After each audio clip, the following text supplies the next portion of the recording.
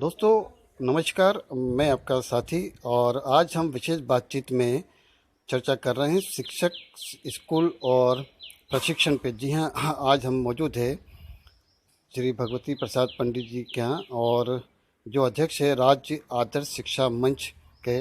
और जैसा कि आप देख पा रहे हैं, हम पंडित जी के निवास पर मौजूद है और आज हम उनसे जिन विषयों पर चर्चा करने वाले हैं उनमें प्रमुख है शिक्षक प्रशिक्षण।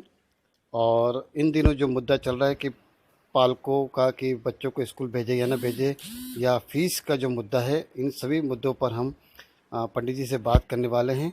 जैसा कि आप देख पा रहे हैं कि पंडित जी के निवास पे हम यहाँ मौजूद हैं और उनकी व्यक्तिगत उपलब्धियों और उनके जो संस्थान से प्रदत्त विशेष उपलब्धियों का अब हम आपको यहाँ दृश्य दिखा रहे हैं। पंडित जी शासकीय शिक्षक हैं और शिक्षक प्रशिक्षण और शिक्षक राजनीति में उनका काफ़ी हस्तक्षेप रहता है, और शिक्षक कल्याण, खासकर शिक्षकों के हित की बात करने में वे कभी पीछे नहीं हटते हैं। तो आज इस विशेष बातचीत में हम उन 3-4 मुद्दों पर विशेष बात करेंगे, खासकर कोरोना संक्रमण काल में कि किस प्रकार शिक्षक और छात्र और उनके पालक और परिवार में आत्मविश्वास की स्थिति पैदा की जाए, ताकि शिक्षा की जो नीति है और शिक्षा स्कूल के जो छात्र हैं वो एक बार पुनः अपनी क्लासों में आ पाए और उसी तरह शिक्षा ग्रहण करें जिस तरह की पहले करते आए हैं। यह एक विशेष समय चल रहा है जब सभी को विचार मंथन की आवश्यकता है। चलिए हम आपको ले चलते हैं, मुलाकात बातचीत शुरू करते हैं श्री भगवती प्रसाद पंडित जी से। सर, सबसे पहला सवाल आपसे यही कि कोरोना संक्रमण काल में जब सब जगह अलग अलग विषयों पर चर्चा है, तो सवाल ये आ रहा है कि क्या स्कूलों को खोला जाए या ना खोला जाए, और खोलने के बाद क्या रणनीति रहेगी। तो इस बारे में सबसे पहले हम आपके विचार जानना चाह रहे हैं। देखिए कि स्कूल खोला जाए या ना खोला जाए एक विचारणीय प्रश्न है। मेरे हिसाब से जब तक कि संक्रमण काल है तो बच्चों की सुरक्षा के लिए अभी खोला जाना उचित नहीं समझता हूँ। लेकिन ज़्यादा समय तक भी उसे बंद रखना भी अच्छा नहीं रहेगा, क्योंकि एक जो परंपरागत शिक्षा है जी वो ऑनलाइन शिक्षा से उसकी पूर्ति नहीं हो सकती। परंपरागत शिक्षा से बच्चे का व्यक्तित्व का विकास जो होना चाहिए वो ऑनलाइन शिक्षा से नहीं हो पाता। उसकी एक जो खेलने की जो प्रवृत्ति रहती है, बच्चों से चर्चा करने की प्रवृत्ति रहती है, और जो एक स्कूल में जो शिक्षा दी जाती है उसकी तुलना ऑनलाइन से नहीं हो सकती। अभी चूंकि चर्चा चल रही है ऑनलाइन शिक्षा पर, इसमें एक बड़ा फर्क आ जाता है कि निजी स्कूल और सरकारी स्कूल, उनकी जो शिक्षा है, और खासकर फीस के मामले में अभी इन दिनों काफ़ी चर्चा में है। निजी स्कूल फीस मांग रहे हैं, सरकार उन पर लगाम भी लगाने की कोशिश कर रही है, लेकिन इन सब के बीच में सरकारी स्कूल भी है जहाँ नॉमिनल फीस होती है। तो वो पालक जो निजी स्कूल में बच्चों को पढ़ा रहे हैं, आप उनसे थोड़ा खर्चे उनके कम करना है और सरकारी स्कूल आना चाहते हैं, उन लोग पालकों के लिए आपका क्या संदेश रहेगा। देखिए क्या है कि प्राइवेट स्कूल्स जो रहते हैं वो पूरी तरह पालकों की फीस पे ही डिपेंड होते हैं। जी और वो यदि पालकों के पास मुद्दा है कि लॉकडाउन में उनकी आर्थिक स्थिति चरमरा गई है, 3 महीने से काम नहीं है उनके पास में, तो ये मुद्दा आ रहा है, पालक निश्चित रूप से मांग कर रहे हैं निजी स्कूल वाले कि निजी स्कूल के जो पालक जो पढ़ाते हैं ये मांग कर रहे हैं कि फीस में कमी कर दी जाए या बढ़ाई ना जाए। ये उनकी समस्या है जरूर, लेकिन निजी स्कूलों की भी कुछ समस्याएं रहती है। उनको भी उनके जो रेगुलर खर्चे रहते हैं, जैसे कि उनके स्टाफ का पेमेंट है, टीचर्स का पेमेंट है, उनको करना है। वो थोड़ा बहुत कम कर सकते हैं लेकिन पूरी तरह कम नहीं कर सकते, वो उनकी समस्या है। लेकिन हम जो ऐसे पालक हैं जो फीस भरने में असमर्थ महसूस करते हैं, निम्न मध्यम वर्गीय पालक जिनका बिल्कुल आय का साधन अब बिल्कुल न्यूनतम हो गया है, तो ऐसे पालकों के बच्चों के लिए हमारी सरकार ने बहुत अच्छी सुविधाएं दे रखी है। सरकारी जो स्कूल जो खोले गए हैं वो सर्व सुविधा युक्त हो गए हैं, उसमें बढ़िया स्टाफ है, अच्छा ट्रेंड स्टाफ है, सुविधाओं में कोई कमी नहीं है। वहाँ पे रेगुलरली सरकार ने पिछले 5-10 सालों में इतना सर्व सुविधाजनक बना दिया है कि वो किसी भी तरह प्राइवेट स्कूल से कम तर नहीं है।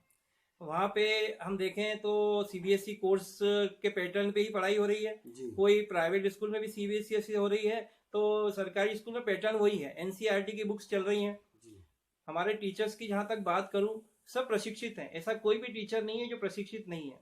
इसके अलावा प्रयोगशालाएं हैं, खेल मैदान हैं, और जो एक बच्चे के व्यक्तित्व विकास के लिए, पर्सनालिटी डेवलपमेंट के लिए जो आवश्यक सुविधाएं स्कूल में होना चाहिए, कमोपेश सब सुविधाएं मेरे हिसाब से तो सरकारी स्कूलों में हैं।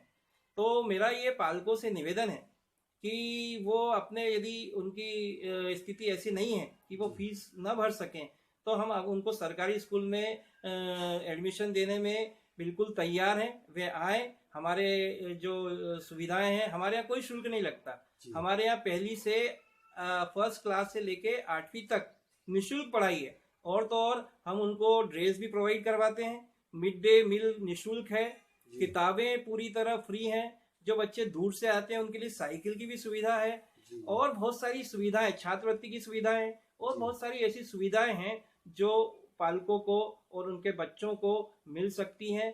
और वे आए, हमारे सरकारी स्कूलों में भर्ती कराएं, उनके बच्चों को दाखिला दिलवाएं, एडमिशन कराएं, ताकि उनको जो एक आर्थिक बोझ का वो सामना करना पड़ रहा है, वो उससे मुक्ति पा लेंगे। और सरकार यही चाहती है, इसीलिए उन्होंने ये सर्व सुविधा स्कूल खोल रखे हैं। एक बात और मैं कहना चाहूंगा इसमें, कि हमारा जो नेटवर्क है सरकारी स्कूलों का, वो हर गांव से लेकर शहर से लेके हर जिले में, हर तहसील में, हर ब्लॉक में, हर जगह अच्छे स्कूल मौजूद हैं। और जो मेरिट में आ रहे हैं बच्चे, उनके लिए भी गवर्नमेंट ने बहुत अच्छी सुविधा की है।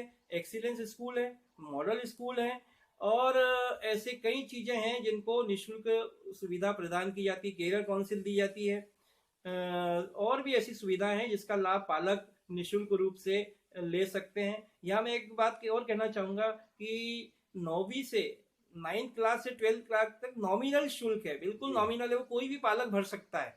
पहली से 8वीं तक मैंने बताया कि निःशुल्क है पूरा, उसमें आपको फीस भी नहीं देनी, कोई एडमिशन फीस नहीं, कोई डोनेशन नहीं। हाँ, अगर आपके पास, पालकों के पास ऐसा लगता है कि उनके पास कुछ ज्यादा अर्निंग है, तो वे समाज सेवा के रूप में इन स्कूलों को डोनेशन दे सकते हैं। वो खुद आके यहाँ की सुविधाएं यदि उनको कम लगती हैं, तो उस डोनेशन के माध्यम से उसकी पूर्ति की जा सकती है। आज सरकारी स्कूल के बच्चे मेरिट में आ रहे हैं, 60% बच्चे सरकारी स्कूलों से मेरिट में निकलते हैं। आप भी जैसे जानते हैं कि पहले भी जितने भी अच्छे लोग निकले हैं, कलेक्टर बने हैं, डॉक्टर बने, ये पूरे गवर्नमेंट स्कूल से ही निकल के बने हैं।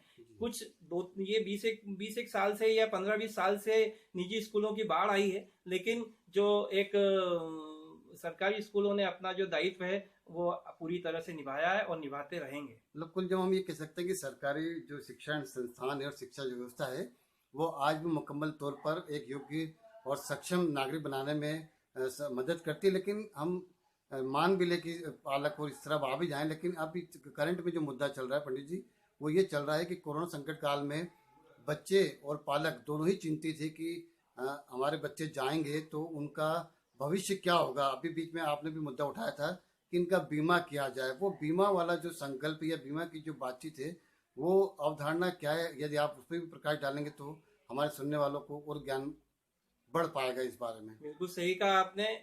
मैंने अभी कुछ दिनों पूर्व, अभी 2-4 दिन पूर्व ही ये मुद्दा उठाया था। मैंने शासन से, हमारे मुख्यमंत्री जी से ये मांग की थी कि देखिए कि बीमा पहले भी लागू था गवर्नमेंट स्कूलों में भी और प्राइवेट स्कूलों में भी। निजी थोड़े नाम मात्र शुल्क में सामूहिक बीमा होता था। बीमा से हालांकि कोरोना वायरस डर जाएगा ऐसा कुछ नहीं है, लेकिन सावधानी और सुरक्षा, ये 2 चीजें एक बीमा होने से आत्मविश्वास पैदा करती है बच्चों में। बच्चे जब स्कूल आएंगे तो उनको पालक पे निश्चिंत होगा कि हमारे बच्चे स्कूल जा रहे हैं, तो उनको बीमे के द्वारा इलाज भी हो सकता है और उनका एक मनोबल बढ़ता है। जहाँ तक स्कूल खुलने की सवाल है, स्कूल में मैं तो ये चाहता हूँ कि स्कूल खुलें, भले ही थोड़े दिन रुक जाएं, आप 1-2 महीने रोक सकते हैं कि संक्रमण थोड़ा कम हो जाए, लेकिन बच्चों में एक आत्मविश्वास देना बहुत आवश्यक है। जब तक उनमें आत्मविश्वास नहीं रहेगा कि हम कोरोना से लड़ेंगे, जब बाहर आएंगे तभी वो आत्मविश्वास उनमें जागृत होगा। आज पालक जो हैं बाहर जा रहे हैं, काम शुरू हो गया है, लॉकडाउन जो है खत्म हो गया, अनलॉक की प्रक्रिया शुरू हो गई है, पालक भी बाहर जा रहे हैं, उनमें भी एक अविश्वास आ गया है। वो कोरोना से लड़ने की शक्ति और एक आत्मविश्वास, एक मनोबल जो उनमें आया है, वो एक प्रशंसनीय है और बच्चों में भी आना चाहिए।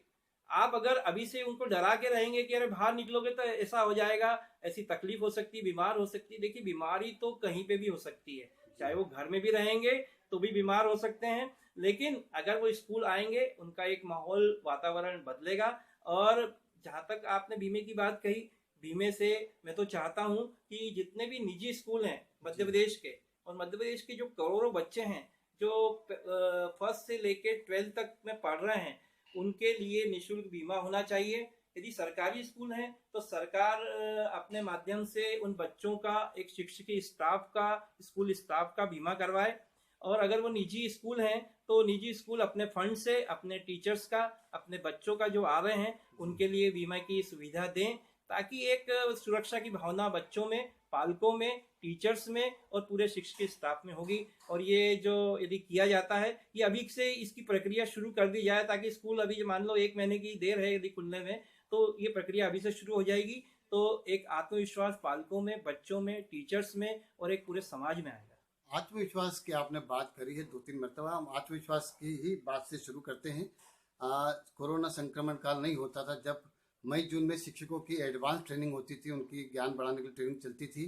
इस साल ये ट्रेनिंग डिजिटल रूप में सामने आई है और बतौर शिक्षक आप राष्ट्रपति राज्यपाल पुरस्कार प्राप्त हैं और शिक्षा में गुणवत्ता की जो बातें होती है उस पर आपका विशेष ध्यान होता है। इस बार जो डिजिटल परीक्षण हुआ है या टीचरों को ज्ञान दिया जा रहा है, उनका आत्मविश्वास बढ़ाया जा रहा है, उसकी जो विशेषता है जो आपको महसूस हुई है कि डिजिटल ट्रेनिंग होनी चाहिए या नहीं होनी चाहिए, या उससे इस बार शिक्षकों को कितना फायदा हुआ, हम उस बारे में आपसे जानना चाहेंगे। बिल्कुल सही प्रश्न किया आपने। मेरा ये कहना है कि शासन की हर समय मंशा रहती है, शासन क्या या कोई भी इंस्टीट्यूशन रहता है, वो चाहता है कि जब भी टीचर्स गर्मी की छुट्टी के बाद या ग्रीष्मावकाश के बाद स्कूल में प्रवेश करें तो वो रिफ्रेश होके जाए। उनमें जो नई चीजें आई हैं, विश्व में जो चल रहा है शिक्षा में, उसके प्रति उनकी जानकारी बढ़े। तो हमारा राज्य शिक्षा केंद्र, लोक शिक्षण और शिक्षा विभाग, विशेषकर हमारे मुख्यमंत्री जी का विशेष इंटरेस्ट है कि शिक्षक जो हैं अपने बच्चों को पढ़ाने के पहले खुद तैयार होके जाएं, उनमें एक आत्मविश्वास हो, जैसा आपने कहा। तो उसके लिए फिलहाल लोकहित और शिक्षक हित के लिए गवर्नमेंट ने एक डिजिटल प्रशिक्षण, शिक्षक प्रशिक्षण का आयोजन किया है। बच्चों के लिए भी शिक्षण के लिए चल रही है योजना, और वो उसके बारे में अपन बाद में चर्चा कर सकते हैं। पर मैं शिक्षकों की बात करूं तो शिक्षकों के लिए गवर्नमेंट ने जो है डिजिटल शिक्षण शुरू किया है, और इस एक दीक्षा ऐप का एक वो किया है निर्माण। उसके द्वारा अभी तक 3 चरणों में प्रशिक्षण दिया जा रहा है। प्रशिक्षण बहुत उपयोगी है, घर पे ही और सुविधा अनुसार, समय अनुसार टीचर वो प्रशिक्षण ले सकता है। पहले प्रशिक्षण में ये बताया गया है कि लॉकडाउन में शिक्षक प्रशिक्षण की आवश्यकता क्यों है। दूसरे प्रशिक्षण का जो दौर चला उसमें शिक्षक की भूमिका, विशेषकर जो है दीवा स्वप्न जो एक बुक है उस पर आधारित पूरा वो है कि यदि टीचर्स स्कूल में जाएं तो बच्चों के हिसाब से वातावरण निर्माण हो। बच्चे क्या चाहते हैं, आप उन पे कोई शिक्षा थोपे नहीं, बच्चों की रुचि के अनुसार शिक्षा दी जाए। शाला का माहौल ऐसा हो कि बच्चे जो है ये प्रतीक्षा न करें कि घंटी बजी और हम जाएं, बच्चे ये सोचे कि हमारी छुट्टी ना हो। तो इस प्रकार का जो गीजू भाई का एक कॉन्सेप्ट है जो आज से 100 साल पहले वो दे गए थे, तो उस कॉन्सेप्ट के आधार पे जो पढ़ाई की जाए, और यही प्रशिक्षण का मुख्य उद्देश्य है। चिंतन, एक चिंतन तीसरे दौर में उन्होंने बताया है डिजी लैब के द्वारा कि चिंतन यदि शिक्षक करेगा किसी भी समस्या के लिए, कोई भी समस्या हो उसके निराकरण के लिए चिंतन बहुत आवश्यक है। चाहे वो आप सामान्य व्यक्ति हो चाहे शिक्षक हो, कोई भी समस्या, चुनौती जब आती है तो हम उस चुनौती पे चिंतन करते हैं कि हम ये चुनौती किस प्रकार इसका निराकरण करें। निराकरण के उद्देश्य को, उसकी असल जड़ क्या है उस चुनौती की, उस समस्या की, उस जड़ तक जाना और फिर उसके निराकरण का उपाय खोजना, ये हमारे ये चिंतन का मुख्य उद्देश्य रहता है। और ये विद्यालय में भी आती है। हमारे जैसे सरकारी विद्यालय में बहुत सारी समस्याएं आती है कि बच्चा जो है आर्थिक स्थिति उसकी कई बार कमजोर रहती है, पारिवारिक समस्याएं रहती हैं, उसके साथ में परिवार की परेशानी भी झेलते हुए आता है, घर में विवाद भी हो सकते हैं, आर्थिक परेशानी का जिक्र मैंने किया ही है, और बहुत सारी ऐसी परेशानी कि बच्चा जो है वहां से, परिवार से जब आता है विद्यालय में तो बहुत समस्या लेके आता है। तो उनकी समस्याओं को किस प्रकार दूर करना, और हर बच्चे की हर बच्चे की समस्या अलग अलग प्रकार की हो सकती है, जरूरी नहीं कि सामूहिक समस्या हो। तो ऐसी समस्याओं पे चिंतन बहुत आवश्यक है। और जो तीसरा जो प्रशिक्षण दिया दिया गया उसमें चिंतन पे विशेष जोर दिया गया है। और बड़े बड़े जो लेखक हैं, शिक्षाविद हैं, उनके जो चिंतन पे अवधारणा है उसका उल्लेख किया गया है। और ये शिक्षकों से कहा गया है कि वे इसको अपने हिसाब से चिंतन करें और बच्चों को अधिक से गुणवत्तापूर्ण शिक्षा देने में अपने प्रयास पूरी तरह करें। अ, ये जिस प्रकार से सर आपने बताया, मुझे लगता है कि शिक्षण, विद्यालय, शिक्षक और छात्र संबंध के बारे में आपने जो विवेचना करी है, खासकर अ, इस कोरोना काल में, मुझे उम्मीद है कि हमारे जो दर्शक आपको सुन पा रहे हैं, देख पा रहे हैं, वो आपकी विवेचना का फायदा उठा पाएंगे। और आपने इस विषय पे हमसे बात करी, इसके लिए आपका धन्यवाद। थैंक यू, धन्यवाद।